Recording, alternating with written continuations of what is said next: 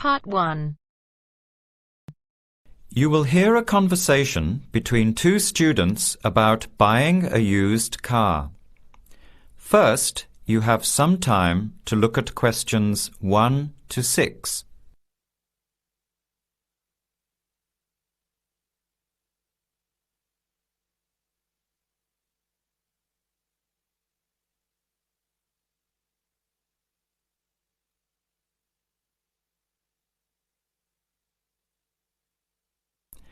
Answer the questions as you listen.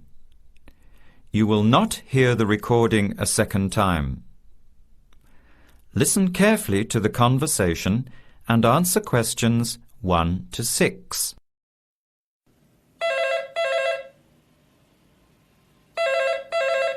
Hello.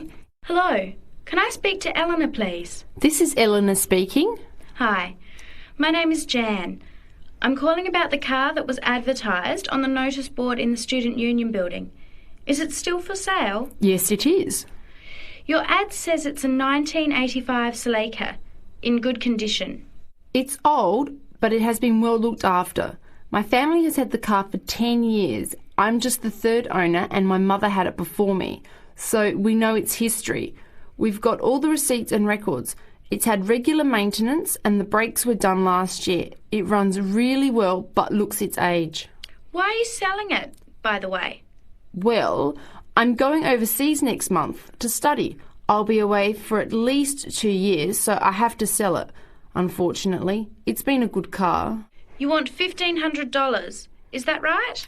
I was asking $2,000, but since I need to sell it quickly, I've reduced the price. Would you like to come and take it for a drive? I don't live far from the university. Yes, I'd like to have a look. What time would suit you? Any time this evening is fine. Well, I finish classes at 6 o'clock. How about straight after that? Say 6:30? Great, I'll give you directions. When you leave the main gate of the university, turn left on South Road and keep going until you get to the Grand Cinema. Take the first right, that's Princess Street. I'm at number 88 on the right. So it's 80 Princess Street? No, it's 88 Princess Street and the suburb is Parkwood. You'll see the car parked in front. It's the red one with the for sale sign on it. OK, thanks Eleanor. I'll see you later. Bye. Before you hear the rest of the conversation, you have some time to look at questions 7 to 10.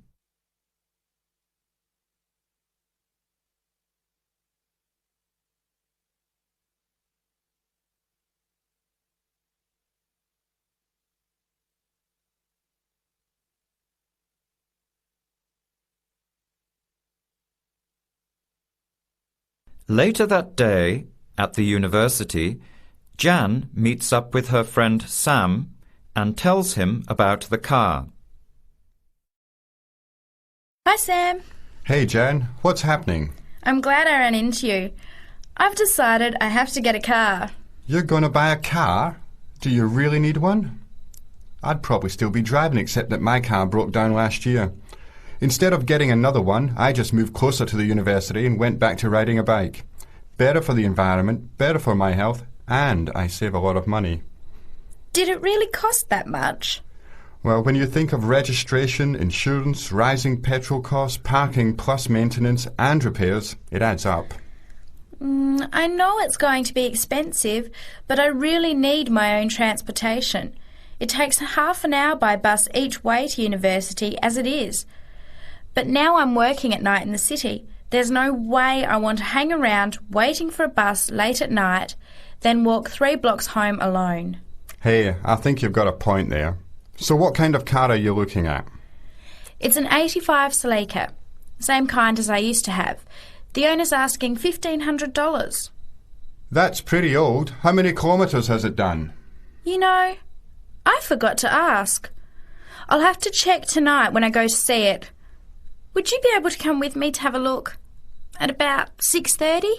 Sure, I'll come, but I don't know a lot about cars. I do know one thing, though. I wouldn't buy an old car without having a mechanic look at it first. That's a good idea. But won't it cost a lot? Not really. You can get a check done through the Automobile Association for $80, and it comes with a report on the condition of the car. It can save you a lot of money in the long run. I'll keep that in mind. So we have to get to Parkwood at 6:30. Do you want to take the bus? It goes straight down South Road every 15 minutes. Or maybe we could walk. I don't think it's that far. Actually, I could borrow my roommate's motorbike for an hour or so. He's working all evening in the library. Do you think he'd mind? No way. He owes me a favour or two. OK, great. See you at 6, outside the student centre. That is the end of part 1. You now have half a minute to check your answers.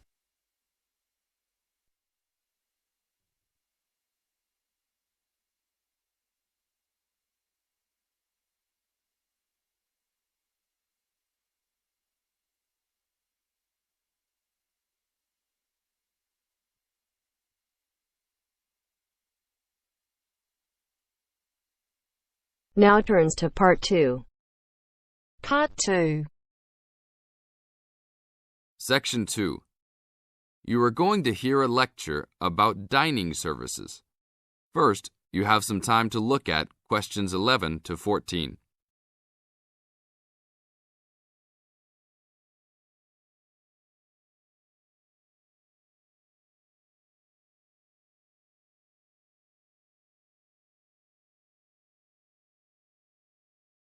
Now listen to the tape and answer questions 11 to 14. Welcome to the Dining Commons. This is the newest facility on campus, and I'm proud to say, also one of the best. I know that all university students miss eating home-cooked food. Well, this year, we are hoping to provide students with food and services that will make you feel at home, even without your family. The administration has been listening to the voice of the students.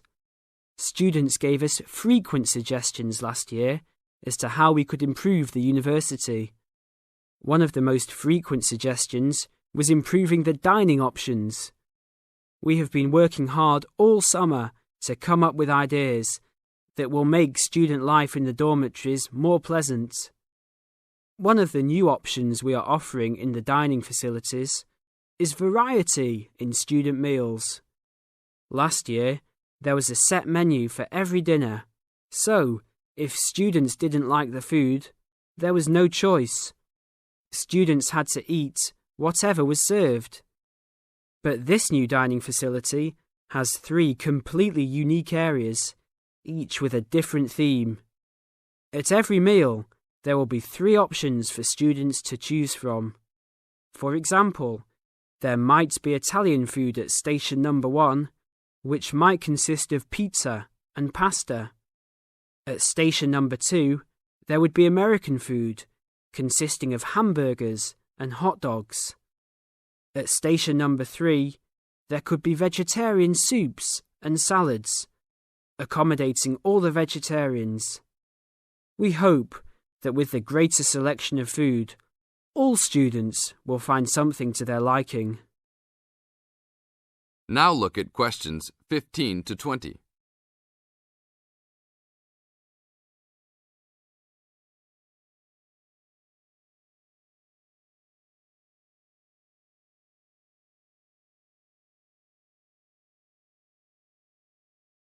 Now listen to the tape and answer questions 15 to 20.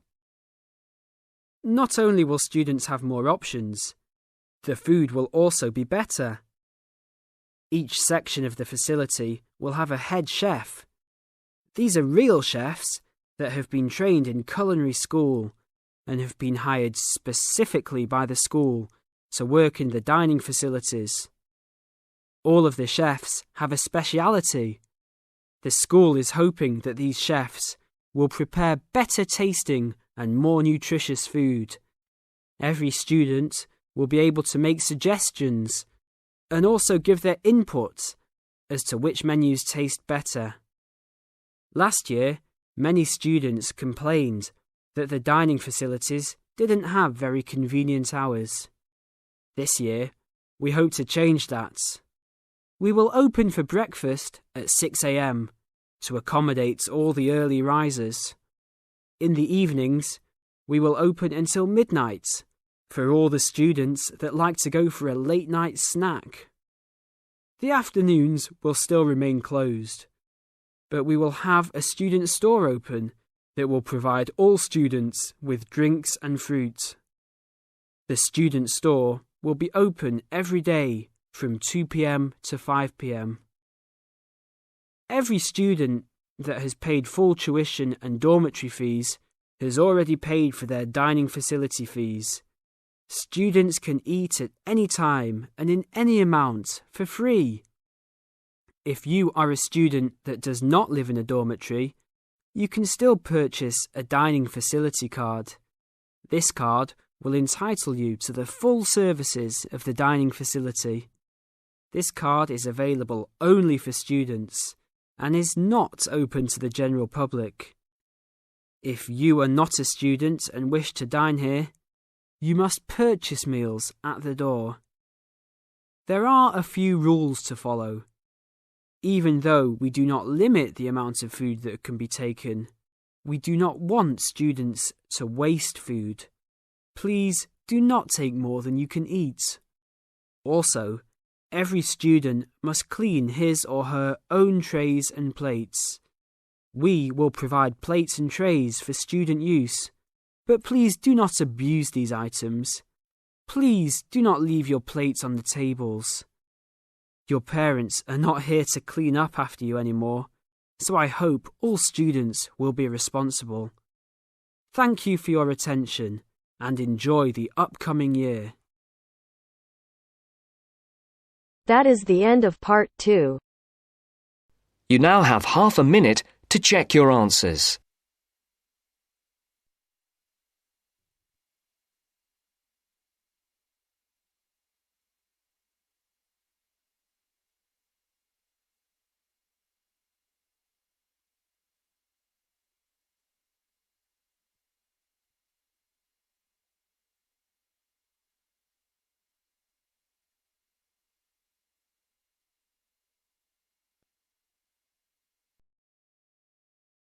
Now turns to part 3. Part 3. You are going to hear a conversation between an interviewer and a professor. First, you have some time to look at questions 21 to 26.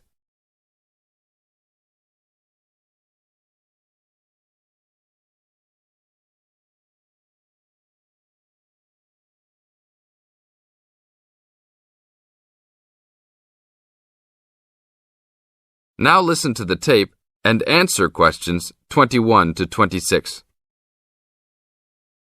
Today I'm here with Professor Nittick, who is our new university president.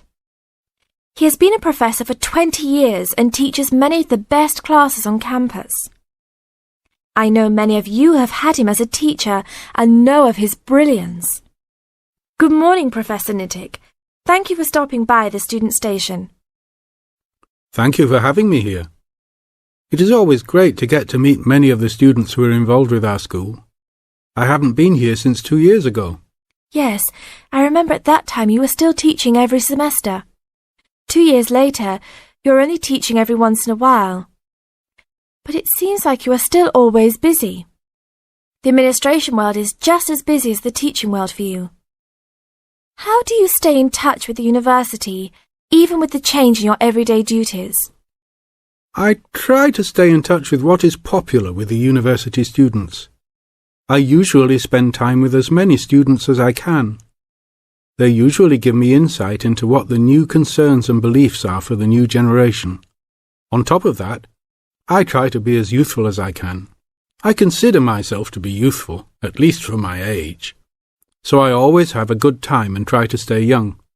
I try my best to not just be a teacher, but also participate in university life. Interesting. So, are you still doing lots of academic work, or are you mostly concentrating on administrative affairs? Well, I mostly do administrative affairs now. but that doesn't mean that I still don't have a very deep interest in academic matters. I often visit other campuses around the world and meet other professors in my field. I learn the most by travelling and seeing the different places of the world and the different fields of thought. I even did a television programme last month in Manchester. Will you be on television any time soon then? Well, you can call the television station and see if I will be on television any time soon. Maybe I will be on the news report. I don't think it is really that significant, though. Oh, really? That sounds great. I will remember to look out for you. Let's move on. With all your busy travelling recently, how do you find time for your personal life? I try to keep my university life separate from my personal life. Sometimes it's hard to find time to just take my wife and 3 kids out for a family dinner, but usually we all manage to get together every few days. I'm taking a few weeks off next month to take my family down to South America, to Brazil for a few days. I can't wait to just sit on the beach. Wow, that sounds like a wonderful trip. Professor Nittick, could you tell the audience a little about what goes on in an average day of a university administrator? An average day? Oh, I don't think there is such thing as an average day for me. The last few weeks I've been travelling all the time. I can be in Los Angeles in the morning and in New York by the afternoon and back to Los Angeles by the evening. Sometimes I will spend the whole week at a new university, showing the new administrators the ins and outs of running a university. Sometimes I can spend the whole day in the office on the phone. So there really is no average day for me. I guess that is because I do so many different tasks. Sorry to let all the viewers down, but that is the plain truth. Now look at questions 27 to 30.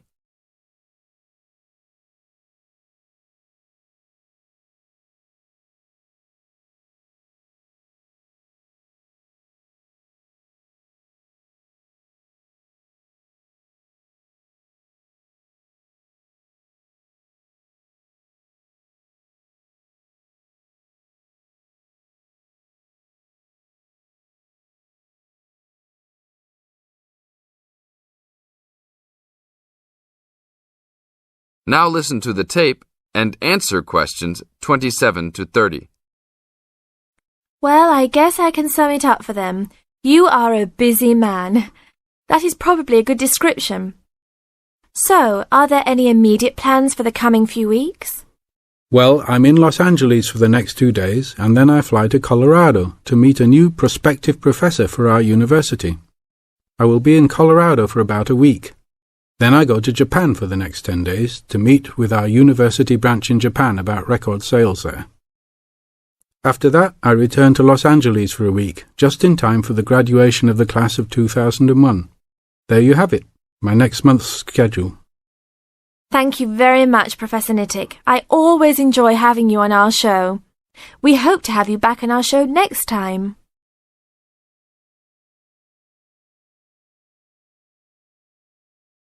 That is the end of part 3.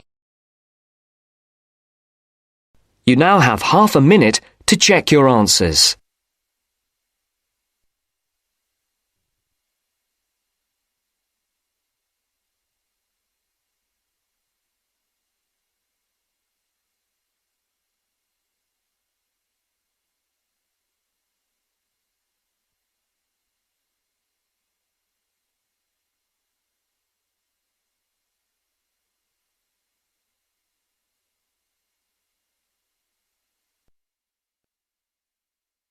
Now turns to part 4. Part 4. You are going to hear a lecture on William Kidd.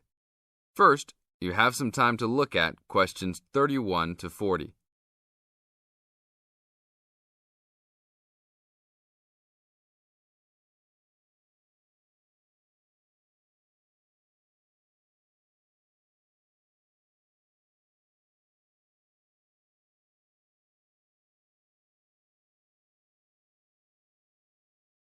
Now listen to the tape and answer the questions.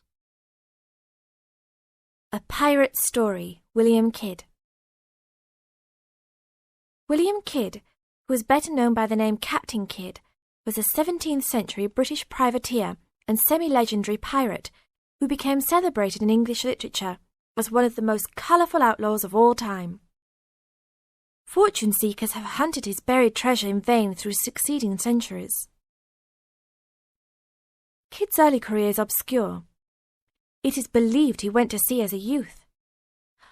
After 1689, he was sailing as a legitimate privateer for Great Britain against the French in the West Indies and off the coast of North America. In 1690, he was an established sea captain and shipowner in New York City, where he owned property.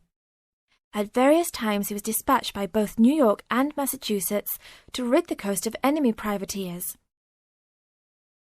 In London in 1695, he received a royal commission to apprehend pirates who molested the ships of the East India Company in the Red Sea and in the Indian Ocean.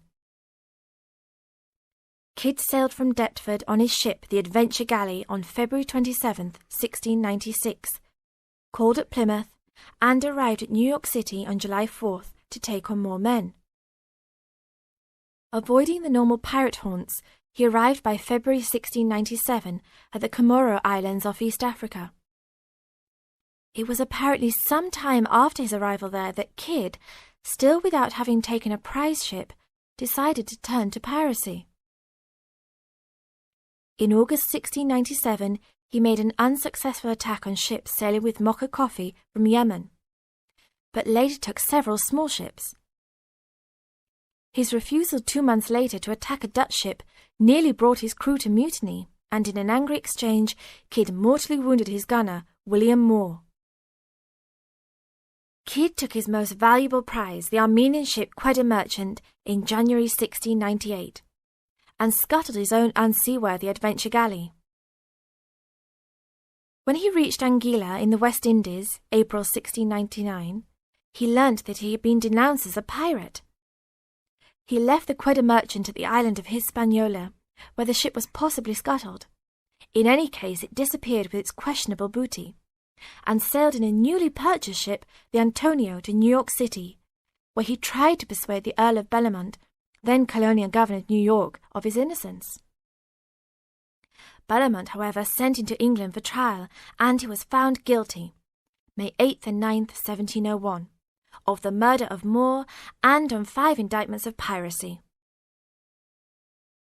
Important evidence concerning 2 of the piracy cases was suppressed at the trial, and some observers later questioned whether the evidence was sufficient for a guilty verdict. Kidd was hanged, and some of his treasure was recovered from Gardiner's Island off Long Island. Proceeds from his effects and goods taken from the Antonio were donated to charity. In years that followed, the name of Captain Kidd has become inseparable from the romanticized concept of the swashbuckling pirate of Western fiction. Among other stories concerning caches of treasure he supposedly buried is Edgar Allan Poe's The Gold Bug. That is the end of part 4. You now have half a minute to check your answers.